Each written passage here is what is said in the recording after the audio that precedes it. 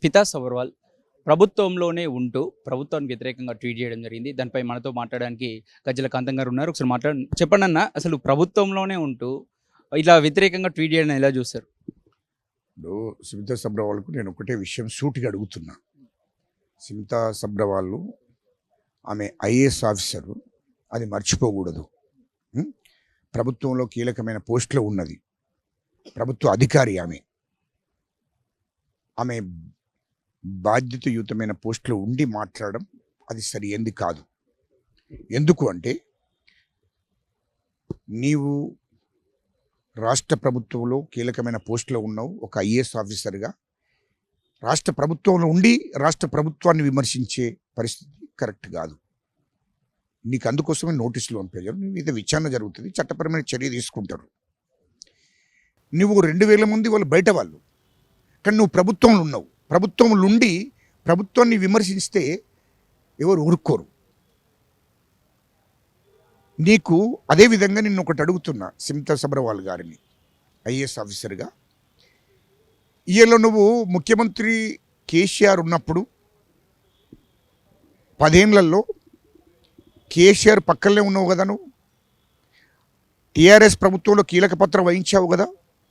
కేసీఆర్ కేటీఆర్ ఫ్లైట్లో పోతే నీకు ఫ్లైట్ ఇచ్చారు కదా. అంటే కేసీఆర్ ప్రభుత్వంలో ఆనాడు 10 ఏళ్ళు టీఆర్ఎస్ ప్రభుత్వంలో కీలకమైనటువంటి పోస్టులో ఉన్నావు కదా.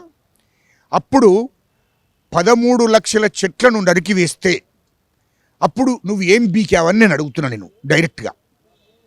అప్పుడు నువ్వు ఎందుకు ప్రభుత్వాన్ని ఆనాడు ఎందుకు విమర్శన చేయలేదని అడుగుతున్నా. కేసీఆర్ ప్రభుత్వాన్ని, మాజీ ముఖ్యమంత్రి కేసీఆర్ ప్రభుత్వాన్ని ఎందుకు విమర్శన చేయలేదు? ఎందుకు అప్పుడు ప్రభుత్వంలో కీలకమైన పోస్టులే ఉన్నావు కదా. ఆ 13 లక్షల చెట్లను నరికివేసేటప్పుడు అప్పుడు నువ్వు ఎందుకు చర్య తీసుకోలేదు? అప్పుడు ఎందుకు చెట్లను నరుకుతున్నావని ఎందుకు ప్రశ్నించలేదు? దాని మీద ఎందుకు చర్య తీసుకోలేదు అని నేను అడుగుతున్నా నిన్ను. అప్పుడు నువ్వే కదా కీలకమైన పోస్టులో ఉన్నావు, కేసీఆర్ పక్కనే ఉన్నావు కదా. టీఆర్ఎస్ ప్రభుత్వంలో కీలకమైన పోస్టులో ఉన్నావు కదా. నువ్వు ఎందుకు దాన్ని ఆపలేదు? ఎందుకు అప్పుడు ట్విట్టర్లో పెట్టలేదు? ఎందుకు సోషల్ మీడియాలో పెట్టలేదు? 13 లక్షల చెట్లను నరికివేసినప్పుడు, అడవులను నరికివేసినప్పుడు, అడవులను వన్యప్రాణులు ఆ నుండి పారిపోయినప్పుడు అవన్నీ చూసావు కదా నువ్వు. అప్పుడు ఆ ప్రభుత్వాన్ని ఎందుకు విమర్శించలేదు? కేసీఆర్ ప్రభుత్వాన్ని. అప్పుడు నువ్వు ఐఏఎస్ ఆఫీసరు, కీలకమైన పోస్టులే ఉన్నావు కదా. అప్పుడు కేసీఆర్ ముఖ్యమంత్రిగా ఉన్నప్పుడు కేసీఆర్ని ఎందుకు విమర్శించలేదు? ఆ ప్రభుత్వాన్ని ఎందుకు విమర్శించలేదు? అది ఏదైతే 13 లక్షల చెట్లను నరికివేస్తున్నారో దాన్ని ఎందుకు అడ్డగించలేదని అడుగుతున్నా. అమ్మగారు, మేడం గారు, మిమ్మల్ని అడుగుతున్నా నేను, ఎందుకు ఆపలేదు అని అంటున్నా. ఏం చేశావు అప్పుడు ఆనాడు వన్యప్రాణులు కూడా ఉరికాయి కదా, ఆ అడవుల నుంచి వెళ్ళిపోయాయి కదా. 13 లక్షల చెట్లు కొడుతుంటే అక్కడి నుండి వన్యప్రాణులు లేకుండా పోయినాయి కదా. జనకాలు కానీ నెమళ్ళు కానీ అక్కడ ఉన్నటువంటి అడవిలో ఉన్నటువంటి జంతువులు అన్నీ కూడా లేకుండా పోయినాయి కదా. అప్పుడు నువ్వేం చేసావని అడుగుతున్నా. కేసీఆర్ ప్రభుత్వంలో ఎన్నో అక్రమాలు జరిగాయి, ఎన్నో దోపిడీలు జరిగాయి. అప్పుడు ఎందుకు నువ్వు విమర్శన చేయలేదు? ఎందుకు జరగకుండా చూడలేదు అని అంటున్నా. ఎందుకంటే నీవు కూడా ఆ అక్రమాల్లో, ఆ దోపిడీలో భాగస్వామ్యం అయినవు కాబట్టి నువ్వు దాంట్లో అప్పుడు ఏం నోరు మెదపలేదు. నీ సంగతి మొత్తం తెలుసు మేడం, నువ్వు కూడా ఐఏఎస్ ఆఫీసర్ కదా, నీ సంగతి మొత్తం తెలుసు అంటున్నా. పంపిస్తారంటారా? ఖచ్చితంగా స్మితా సబ్రవాల్ గారికి చెప్తున్నా, నీవు ఒక ఐఏఎస్ ఆఫీసర్గా నీకు జీతం ఎంత? నీవు మాజీ ముఖ్యమంత్రి కేసీఆర్ ముఖ్యమంత్రి అయినప్పుడు నీ ఆస్తులు ఎంత? కాకముందు ముఖ్యమంత్రి కేసీఆర్ ముఖ్యమంత్రి కాకముందు నీ ఆస్తులు ఎంత? కేసీఆర్ ముఖ్యమంత్రి అయినాక 10 ఏళ్ళు ఆ ప్రభుత్వంలో ఉండి నువ్వు సంపాదించిన ఆస్తులు ఎంతలో లెక్క ఉన్నది. ఆ లెక్క చెప్పాలి నువ్వే. 1000 కోట్లు ఎక్కడదమ్మా నీకు? ఎక్కడి నుండి వచ్చినాయేమో ఆస్తులన్నీ? ఎక్కడి నుండి వచ్చినాయి అంటున్నా. 1000 నుంచి 2000 కోట్లు సంపాదించావు. అంటే కేసీఆర్ చేస్తున్న దోపిడీలో, ఆనాడు ముఖ్యమంత్రి ఉండి కేసీఆర్ కేటీఆర్ చేస్తున్న దోపిడీలో నువ్వు కూడా భాగస్వామ్యమైనావు కదా. 1000 నుంచి 2000 కోట్లు సంపాదించావు. ఇది వాస్తవం కాదా? నీ ఆస్తుల మీద విచారణ జరుగుతుంది, ఎందుకు తొందరపడుతున్నావమ్మా?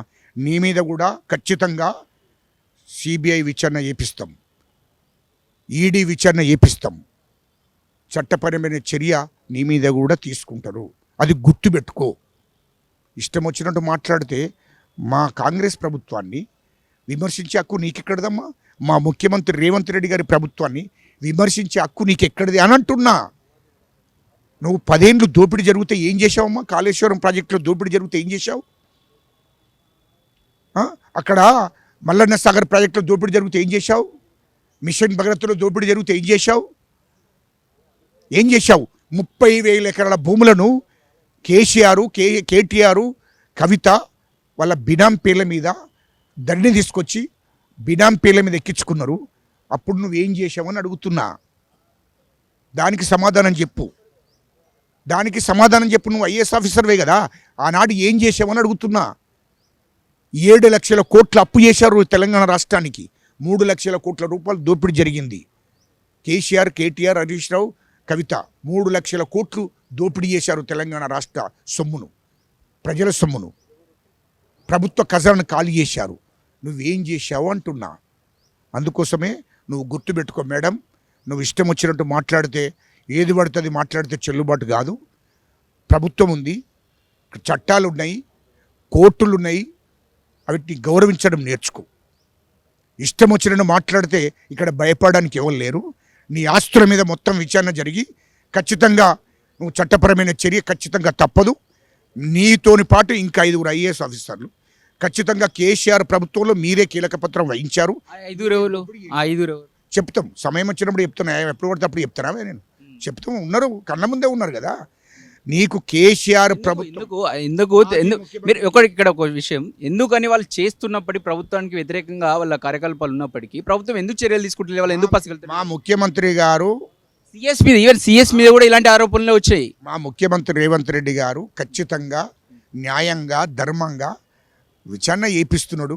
వాళ్ళ మీద చట్టపరమైన చర్య తీసుకుంటాడు. తొందరపడవద్దు. మీరు తొందరపడితే నేను తొందరపడటం కాదు. ఖచ్చితంగా మా ముఖ్యమంత్రి ఫేవర్ గా పనిచేస్తున్న వాళ్ళ మీరు ఇంకా ప్రోత్సహించడం కాదు, మొత్తం విచారణ జరుగుతుంది వాళ్ళ వెనుకనే. ఎవడో ఏం చెప్తున్నాడు, ఏ ఐఏఎస్ ఆఫీసర్ ఏం చెప్తున్నాడు, ఐపీఎస్ ఆఫీసర్ ఏం చెప్తున్నాడు, కేసీఆర్ ప్రభుత్వంలో వాళ్ళు ఎంత దోపిడీ కేసీఆర్ ప్రభుత్వం, కేటీఆర్ దోపిడీ చేసేటప్పుడు వీళ్ళు చూసుకుంటుండి వీళ్ళు ఎంత సంపాదించారు, అవన్నిటి మీద విచారణ చేస్తున్నాడు మా ముఖ్యమంత్రి రేవంత్ రెడ్డి గారు. ఖచ్చితంగా అందరి మీద చట్టపరమైన చర్య తీసుకుంటారు. అందరూ తిహార్ జైలుకు రెడీ ఉండండి. ఖచ్చితంగా మీరు తిహార్ జైలుకు పోతారు. ఎందుకంటే అదే ఈడీ, అదే సిబిఐతో విచారణ జరుగుతుంది. మిమ్మల్ని జైలుకు పంపే కార్యక్రమం ఉంటుంది. తొందర ఎందుకు పడతారు? మీ ఆస్తులు ఎంతనో, ఈమెతో పాటు ఇంకా 5 ఉన్నారు ఐఏఎస్ ఆఫీసర్, మొత్తం 6. వీళ్ళ ఆస్తులు ఎంత, వీళ్ళు ఐఏఎస్ ఆఫీసర్ వీళ్ళ జీతం ఎంత, ఇప్పుడు వాళ్ళు కేసీఆర్ ముఖ్యమంత్రి ఉన్నప్పుడు వీళ్ళు ఎంత దోపిడీ చేశారు, ఎంత సంపాదించారు, ఎన్ని వేల కోట్లు దోపిడీ జరిగిందో అన్నిటి మీద విచారణ జరుగుతుంది. చట్టపరమైన చర్య తీసుకుంటూ జైలుకు పోతారు. చూస్తూ ఉంటే కంపల్సరీ ప్రభుత్వానికి వ్యతిరేకంగా ప్రవర్తిస్తే కంపల్సరీ చర్యలు ఉంటాయి. మనతో పాటు గజల కాంతం చెప్తా ఉన్నారు. కెమెరా పాస్తో అక్షిత్, హైదరాబాద్.